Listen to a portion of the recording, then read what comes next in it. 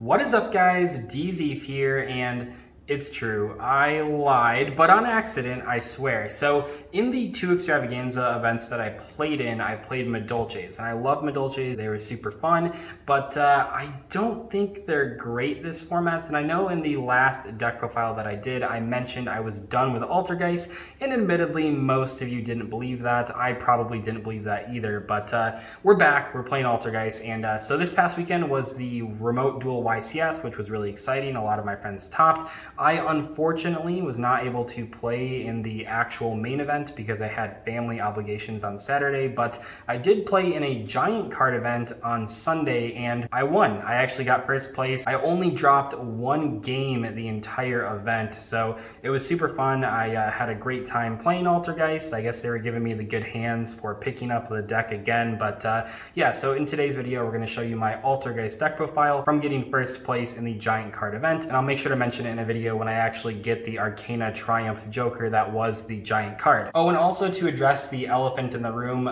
we are filming on my kitchen countertop. We are in the new house and none of our furniture is here yet, so we're just kind of rolling with the punches here. So sorry about the echo as well because the furniture is not in here. We did put some of the rugs down luckily, but yeah, it's an empty house, so there's going to be some echo, and that's why we're doing this on a kitchen countertop, which is kind of silly. Anyway, so I didn't play Madolche. I'll give you a quick summary of why not. The main two reasons are that Madolche can't really play a lot of the generic hand traps right now, like Ash, Bell, and Veiler and stuff like that, because they conflict with Pettingcessor. Now you can play good hand traps even if they do conflict with Pettingcessor, like Droll or D-Shifter mainly. Those cards like automatically win you the game, so it doesn't matter if the Pettingcessor can't activate, but the regular hand traps can be a little bit too risky. I mean, I know people do it, but personally it conflicted too much for my taste. The other reason that I didn't like Madolche right now is that everyone is playing like 12 to 15 hand traps and Madolche loses to all of them. It's crazy. Even Hootcake loses to Bell because it doesn't banish for cost. I mean, it is rough out there, so I wasn't a fan of Madolche for that reason.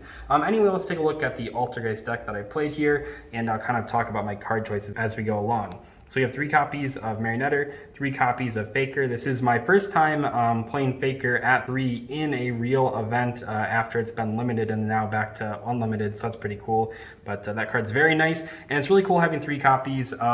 The biggest difference that I noticed was that when like the Meloseek got ashed, it just didn't matter because I already had the Faker in hand. 3 copies of the best card in the deck, 2 copies of Silk. So I've said this in the past, but I'll say it again. How competitive this deck is in a format pretty much comes down to how good Silk is against the metagame. Right now, this card is insane. Like every deck is just very normal summon reliant. You can just bounce their normal summon. Tri-Brigades only have 1 extender in the standard build if they're not playing Zodiacs. So you just have to bounce their normal summon and then negate the special summon from hand effect. So this card is so good right now, and that's very important for Altergeist because it is like the most common form of interruption that you're going to have. So I think that it's really important that Silk is good this format. We also have 1 copy of Concrete because it is very good and it really helps you stay in the game when your opponent is putting a lot of pressure on you. So that is it for the Altergeist lineup there. It feels good to play those cards again. We have for the hand traps, 3 copies of Ash and 3 copies of Bell. It makes sense that I would play these. I did just talk about how I didn't want to play Madolche because they couldn't play these. I think they're very good right now. Ash and Bell are good in pretty much every single meta and rogue matchup. That's what makes them so strong. I would actually consider also adding Veiler out of the side deck into the main deck going forward. I think that hand traps are big right now, and that's a big reason to play Altergeist, by the way, because this deck does not care about hand traps. There are targets for all of the common hand traps, but it's like they Veiler the Marionetter and then you just shuffle it back with spoofing to add Fakers. So they just lost a card out of their hand and you still got to your Faker. They can Ash the Meloseek and you can just spoofing to add the Faker anyway. And then the protocol pushes stuff through after turn 1. So most hand traps that they draw after turn 1, once you've set up the protocol, are going to be pretty dead against you. So I think that that's one of the reasons to play this deck right now. For the spells, I played 3 copies of Pot of Extravagance. It feels weird, but I guess I have to explain this. So obviously I love Pot of Prosperity. It's a great card, but I think Extravagance is better in this deck. I really do. I think that this deck was really designed to work with Extravagance, or Extravagance was designed to work with it. I don't really know, but I think that having the extra card versus Prosperity only giving you one, this one gives you two, I think that matters a lot. This format is very back and forth, it's very grindy, and having that extra card matters a ton. You don't really need to dig for any specific cards. The deck has so many starters that just seeing any one of them is perfectly fine. Prosperity is better in decks that have like a lot of like specific cards you want to add to your hand. It's also a very flexible card, so I don't think it's wrong to play it in this deck. Personally though, I mean, this is gonna sound funny, but I really mean it. I put all the cards in here because I want to draw them. This deck doesn't really have a lot of garnets. Yeah, silk and concrete, but they're perfectly fine. I mean, you can actually do some pretty cool things with just those cards, and even if you do draw them, oftentimes you can put them back with spoofing. So those cards are fine to draw, unlike Madolche's, where it's like, you don't want to draw the Messengelados, or the Pudding Cess, or the Ticket, or the Chateau. There's so many cards you don't want to draw with the Extravagance, but in this deck, I think it's great. So I really, really like this card. I have tried Prosperity, and maybe I'll try it again when I really want to search specific floodgates, but right now I think that the Extravagance is better in this deck. Then we have 2 copies of Village in the main deck. I think that one of the other reasons to play this deck right now is that it has a very good Striker matchup, and Striker is very popular. The Striker deck didn't have a great conversion rate at the remote duel YCSs that I saw, but it was very popular. Like in EU, it was the second most popular deck in the entire tournament. So I think having Secret Village in the main deck was a pretty good choice. It's a little greedy though, admittedly. It is very bad going second against every deck that's not Striker, and I don't necessarily think I would play it in the main deck going forward, but I think for this event it was pretty good. I actually only resolved this card one time, but it was against Striker in game 1, so it was pretty good. We also have 3 copies of Spoofing, of course, 2 copies of Protocol, 1 copy of Manifestation. That's just the staple lineup of the Altergeist traps. I mean, I wish Spoofing was an Altergeist trap, but anyway, we have 3 copies of Impermanence. Great hand trap. I did not open the Faker Imperm combo at all this tournament, but the card is obviously very good in this format. So you have 9 hand traps when you go second in game 1. We also played 3 copies of Strike and 3 copies of Judgment.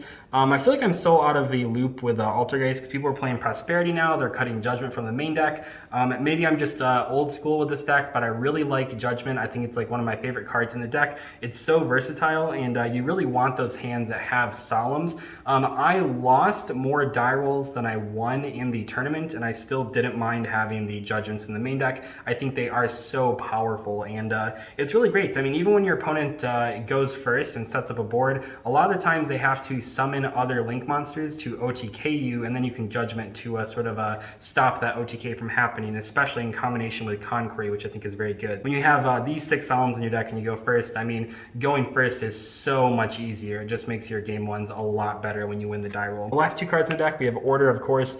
If you draw this, you probably win. And then we have the 1 Metaverse. Thank you, Sam, for signing that a few years back. But Metaverse was for the Secret Village. I will say that I was going to play in the main deck Metaverse, Secret Village, and then 1 Mystic Mine, because I think that even when I was building this deck, I thought that Village was a little greedy at 2 copies, but the Mystic Mine did not come in the mail in time just because I kind of decided to play this deck last minute, so we just had to make do with what we had. So I didn't own Mystic Mine, so I couldn't actually play it in the event, but if you wanted to play the Metaverse package in the main deck, I would highly recommend playing Mystic Mine. I think it's pretty good.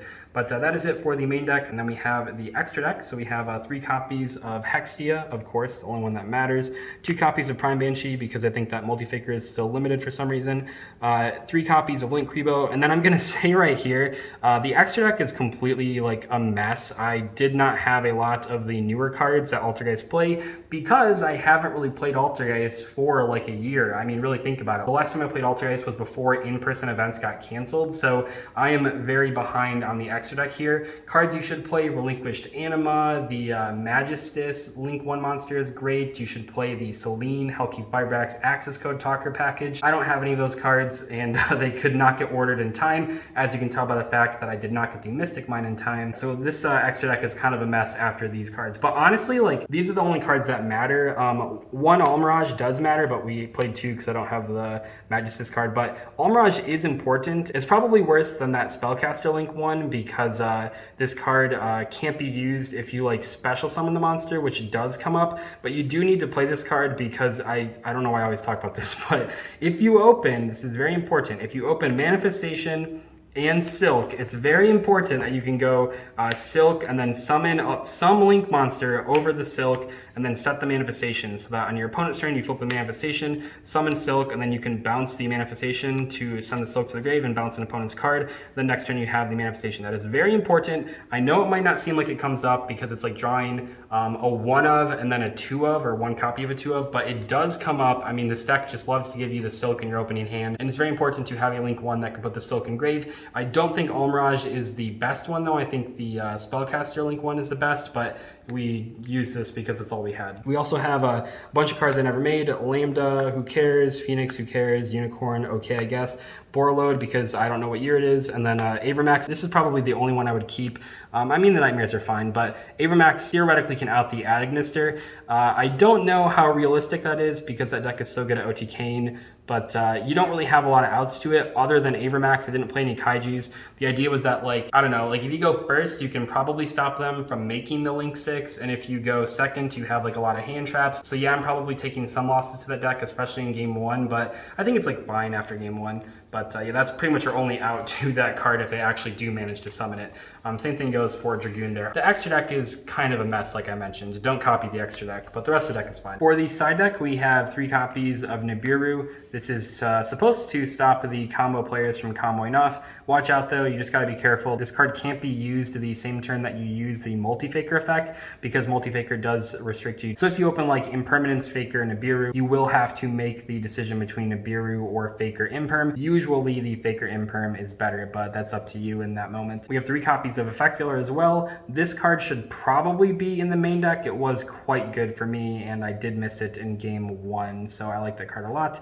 The 3rd copy of Village and a Terraforming, so in games 2 and 3, you actually have 5 copies of Village, or Mine. If you play that, you would have, I guess, 4 copies of Village and then 3 copies of Mine. Who cares about that math? But so this card is very good right now, like I said, especially going first. A lot of the decks right now do play spells. This card isn't only for strikers when you can use it going first. It's good against Drytron. It's okay against Tri-Brigade, not great. You probably wouldn't keep it in, but at least in game 1, it's okay if you draw it. They do have some pretty good spell cards. It's good against Salamangreats. It's good against a lot of decks, not just strikers. That's pretty important.